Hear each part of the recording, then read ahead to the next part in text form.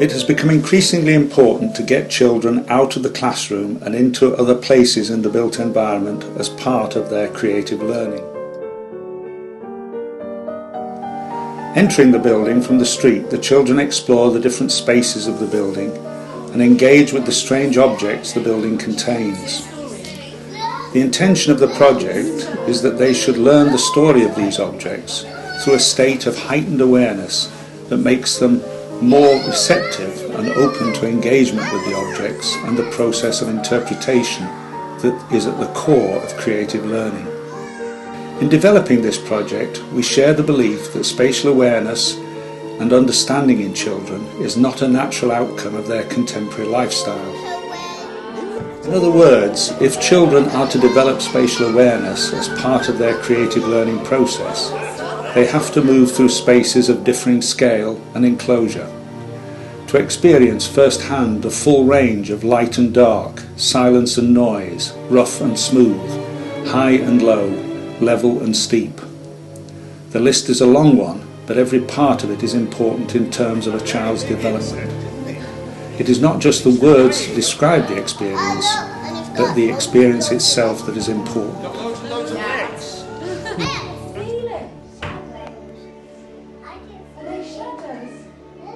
Where are we going now? After the visit to the museum, the children return to the smaller spaces of the Children's Centre building to work with their creative collaborators in developing a sensory world in which to explore the narrative of their visit to the museum. A lion. The big lion. What other animals did we see in there?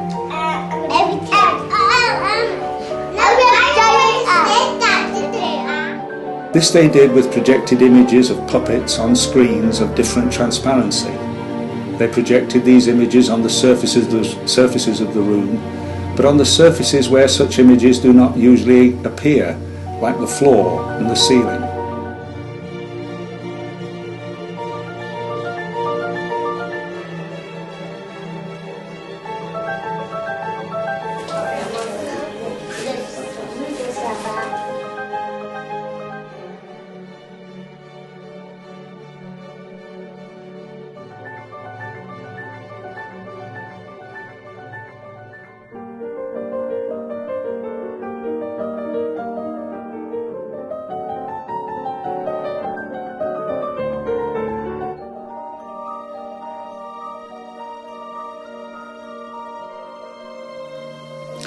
As well as images of the creatures they had seen, the children cast their own shadows on the surfaces of the space and explored how these shadows grew large and small as the light source moved in the space.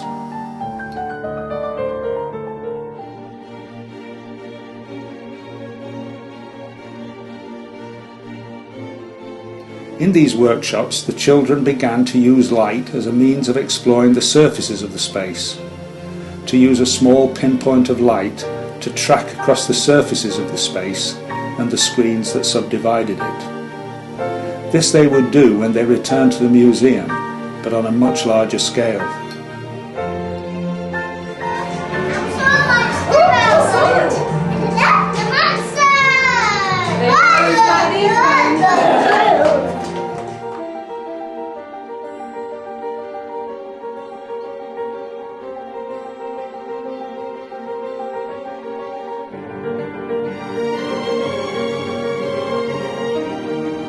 On returning to the museum, the children focused on the Mammal Gallery, a large space with different levels and staircases, characteristic of the Victorian architecture of the museum buildings. The gallery is full of glass cases which contain stuffed animals and the skeletons of animals in a range of natural poses.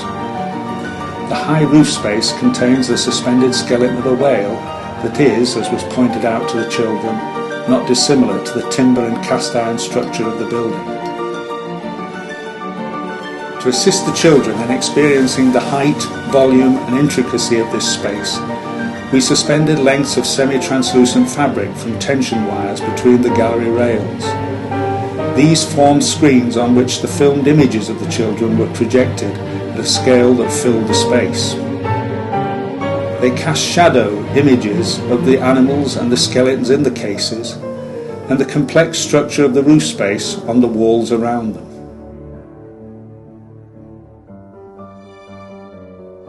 The importance of the type of project illustrated in this film is that it stimulates an openness of mind to spatial experience in children, as is summed up in the words of Jean Piaget in his book, The Child's Conception of Space.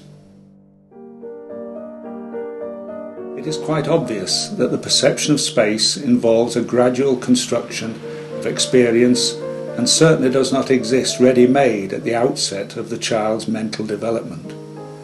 The intuition of space is not a reading or apprehension of the properties of objects, but from the very beginning, an action the child performs on and around the objects.